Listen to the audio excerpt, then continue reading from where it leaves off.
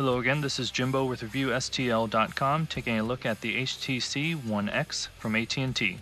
This phone features a 4.7-inch Super LCD2 screen. Let's go ahead and turn it on there.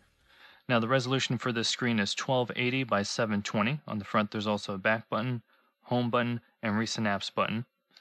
And I'll get to that later. Now on the front here we have a proximity sensor.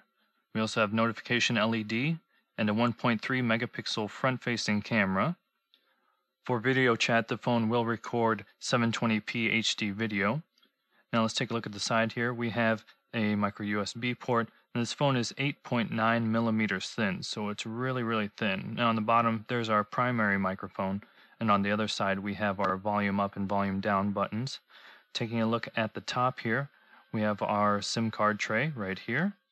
We also have the power on-off switch, the headset port, and also your secondary mic, which is a noise canceling mic. On the back here, 8 megapixel cam, got a single LED.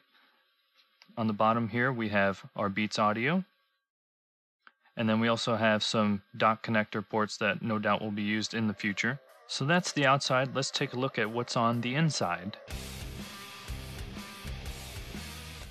First, we'll take a look at the lock screen, so I'll just power the screen on. And the first app we'll open is the camera. So I'll just drag the camera icon into the lock ring here, and it'll open the app straight away. Now to unlock normally, you'll just pull up the lock ring anywhere in this middle section of the screen here. Okay, so we'll take a look at the home screens here, flipping through, pretty smooth. Now if you pinch, you'll see Leap View, and this shows all your home screens. You can hop over to any single one that you want, or add or remove home screens if you don't use as many as they give you. Notification shutter. Now in here it has all your notifications. If you want to remove notifications, a simple swipe action left or right and those notifications disappear. Or you can hit the clear button and that will clear all. Let's go ahead and get back into the shutter here and get into settings and make sure my Wi-Fi is off. So in here you have your toggle switches. You can personalize, add accounts, change your settings for pretty much everything for your phone. If we go to About here, we can go to information about software, hardware. You can see Android version 4.0.3 on this demo phone that I have. Current Android version is 4.0.4, and it adds a couple new features. Here you can see the stats on the phone. So all your info tucked away in the About screen. Let's go back to our speed test app here. So you can see 4G LTE icon is up in the tray. We'll go ahead and begin test. And you'll see here we're checking the ping first, so that's pretty good.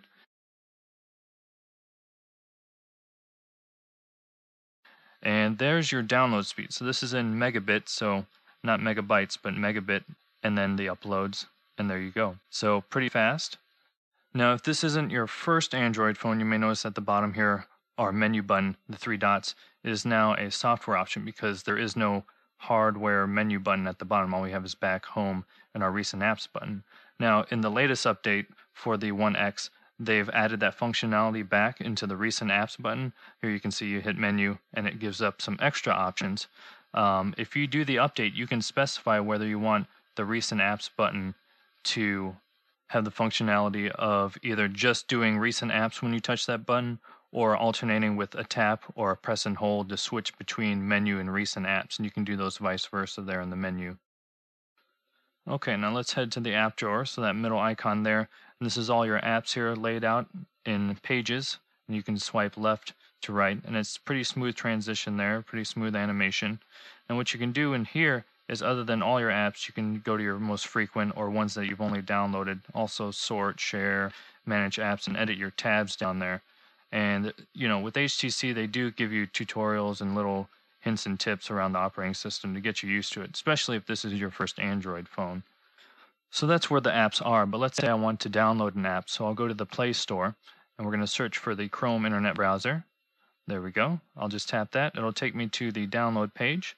Tap Install, accept the terms, and 4G LTE in St. Louis is going to download this for me. So you can see there, pretty substantial download, and it's happening pretty quickly, and then it's going to install. Now the phone already does come with an internet browser, the stock browser, but I want to use Chrome instead, so they allow you to download different browsers. There's browsers such as Dolphin, and even Firefox is on Android. Now that's installed, So let's go ahead and hit the home screen here. There it is. There's the icon installed fresh. Now what I want to do is make an easy shortcut on the dock here. So I'm going to long press, drag it down, and Android's going to create a folder for me. And I'm just going to rename the folder to browsers, because that's what they are. And there we go. So I have a folder with a name, and anytime I tap, it'll bring up my two options. But I just want to have Chrome in my shortcut. So if I long press and then drag Internet out of that folder, now it's just Chrome in the bottom dock. Now anything in the dock becomes a lock screen shortcut. So now I can just slide the Chrome icon into the lock ring, and it will open up the Chrome browser straight away. Accept and continue. No thanks. And so this is the Chrome browser, just kind of taking a quick peek around here. You can do tabs, and they sort it out so that you can scroll through your tabs. You can choose one. If you don't want a tab anymore, to get rid of it, you can swipe left or right. Add a new tab is just that quick. So it's pretty neat. Okay, back to the speed test app. We have our menu button there. Now remember, I said you can program that functionality into the recent apps button on the bottom. Let's go ahead and take a look at recent apps here. Okay, so here's the interface here. It's got my recently opened apps. So it's got the speed test app. It's got Chrome, which I had open earlier. We can get rid of Play Store by swiping up. Already got Chrome installed. Same thing with settings. I don't want that anymore. I can swipe up. Now, you don't have to micromanage your apps, because Android will take care of this for you. But if you feel like you want to close something, a little bit more control and close something forcefully yourself, then you can open your recent apps, switch to them, or close them as you please. Now, back in the speed test app here, if I wanted to take a screenshot of what I have on the screen, just hold down the screen power button and volume down, and the phone will take a screenshot for you. And up in the notifications, screenshot captured. So from there, you can open up the photo, and you can zoom in, zoom out. From here, you can also share to Twitter, Facebook, Google+, anything just like a normal photograph. So let's go ahead and dive into the settings a little bit further. So we'll pull down the shutter, go to settings, and in here you have quick access to your toggles, so Wi-Fi, Bluetooth, and your mobile network. You have your various other options here. Let's take a look at personalize. In here you can change up quite a few things: scene, skin, wallpaper, lock screen. Let's check out scene. Now this is basically kind of like a layout of widgets and icons and wallpaper for different areas of your life, like works, social, things like that. So you can quickly switch to kind of a different layout. Now skin is different. Skin keeps the same layout. However, you can change other options, like the lock ring. Instead of being Chrome, it can be black or yellow. And same thing with various menu options and glowing things around. So it's more, the skins are more of a look only and not functionality kind of setting. So let's say if I want to change it over to this one here, and I'll tap to apply, and the phone's going to kind of reboot the user interface here. And it's changed my wallpaper. It's changing a few other things here that are different, but you'll notice my widgets are still the same. I have all the same icon layout. Even when you unlocked, it looks different, but I still have the Chrome shortcut there. The ring's a different color now. Okay, we'll get back into the settings and just change it back to what I had before. So again, this is just a visual thing. All your widgets, everything's going to be the same. It's just going to look, the operating system itself is just going to look a little different. However, all your icons, your apps, nothing's getting erased or removed. It's all still there. In fact, my notification here for installing Chrome earlier is still there. So no harm done. And delving a little bit deeper into widgets, like let's say this clock widget here, you can move it around. Android will move the icons, kind of rearrange stuff. You can go and drag up to the top and either edit or remove the widget. Let's go ahead and edit. Now this clock widget has weather options built in. So the time and weather, you can specify which city you want it to be, or just wherever you are with current location. Sliding up to remove removes it. Long press on any empty area and you can add a widget. So we have that big empty space now. You can scroll through and you can see a bunch. Here's more clocks that are no weather and just an analog rather than digital readout. So let's say I wanted to use this smaller one so it didn't take up as many rows. So I'll specify current location and I'll turn on weather animations. And let's go to that home screen there, and then it's cloudy, and there's clouds coming across my screen right there. So there I was able to buy another row of icons on my main home screen. Let's look at this music widget here. Long press and you can move it around. But I don't want to go smaller, I want a slightly bigger one. I want to see what other options I have. So long press on a blank area, and now I have to scroll and find my music widgets. And here they are. So they have a big one that takes up a full page. They also have one that's just 2 rows. And I'm going to long press and drag it up. You can also do that rather than tapping. So that's there. I also have this blank home screen on the end. Let's put that full screen one, because I don't know if I want that one or the medium to replace my small widget. 3 sizes: small, medium, and large. We know we're going to get rid of the smallest one, so long press and then slide up to remove. The middle one's nice. It's got a sound hound button there in the corner, so I can look up stuff. Flipping over to the full page one, it has a little bit more, takes up more rows there. That has quicker access to my songs, but it's just too large. So I'll long press and remove that and scroll back over. So now I have my medium widget. Now let's go ahead and take away the small one for the weather widget, because I want that large one back again. And then this stupid yellow pages widget. Who uses the yellow pages anymore? Get that out of there. I don't know why they even bothered to make that. One widget that is very useful for me is the calendar widget.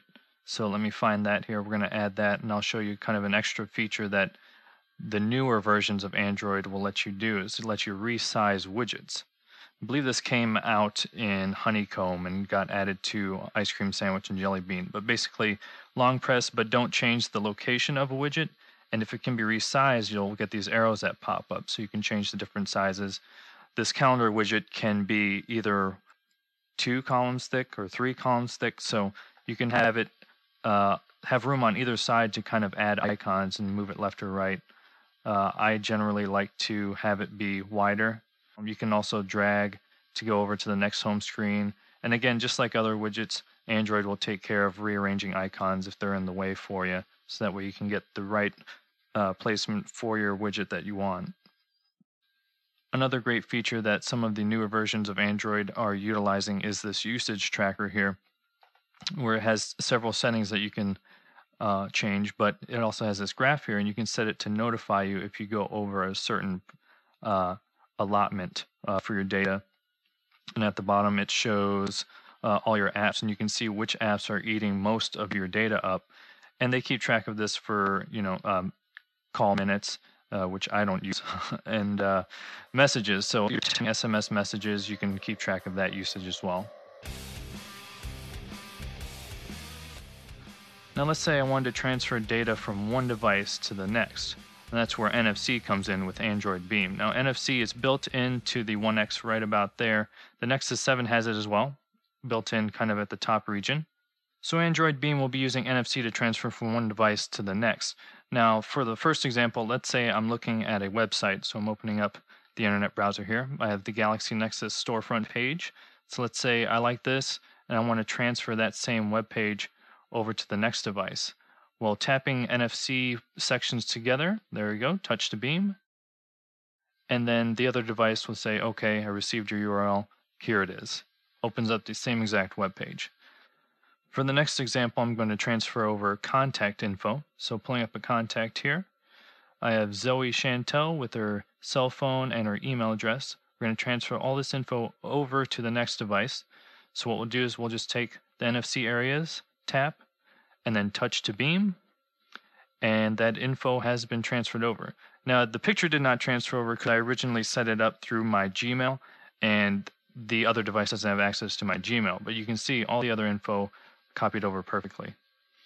Now, in the last example here, let's say I found this awesome app in the Play Store, new game from Rovio here, and I want to play it with my friend. So my friend has this tablet here, I'm about to install it, and I say, hey, why don't we play this game together? So touch to beam, and the page is up before I even turn the screen around.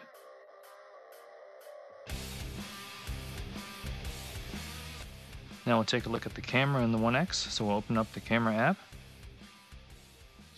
And let's see how quickly it takes a photograph. So here I'll hit the button, tap, and pop. There you go. And again, tap and pop. There you go. Pretty fast. Now when I take a video, you can also take pictures while you're recording video. So 1080p video, taking snapshots. Even later you can go into the saved video file and then pick out snapshots while you're watching the video again. And also, if you hold down the snapshot button, you can take a bunch of photos in a row, kind of like a burst mode. And what it'll do is it's going to show you all those photos along the bottom here. And you can scroll through and see each one. So if you have an action shot with a lot of movement and you don't know when the right time is going to be to snap your picture, you can take a video and go back in the video and take a picture, or you can hold down the button and do this burst mode. There's also an option to do the best shot, which is going to basically scan all the images, pick the one that's the best, and then delete the rest of them. So it's pretty quick. See, so there we'll hit, go back to the gallery, and that's the shot it chose. So as far as this camera, now the features you can mess with, turning the flash on and off or auto. Here's all the settings. So we have timers, video quality, image resolution, ISO, white balance, things like that, face detection, geotagging, so you can record your GPS coordinates on each photo, stereo recording, camera interface, auto upload to a service such as Facebook or Flickr, turn on your rule of thirds grid, 8, 5, 3, a number of choices for both photo quality and video quality. Okay, let's dive into the modes here.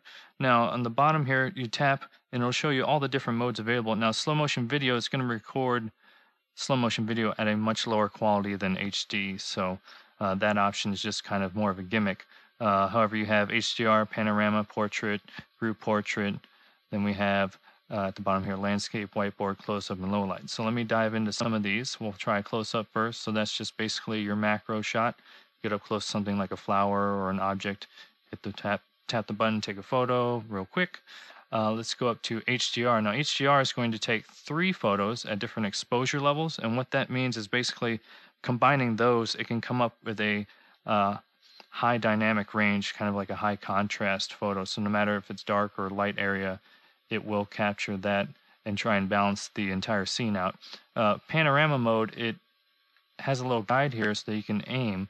So if I take a picture over here, I can go left or right. So I'm going to go to the right, and you can take up to 5 shots that the camera will stitch together to make a panoramic shot. And I'll just hit the X here, and then it's going to stitch what I took, those 3 images here. So we'll go to the gallery, and there you go. So panorama shot.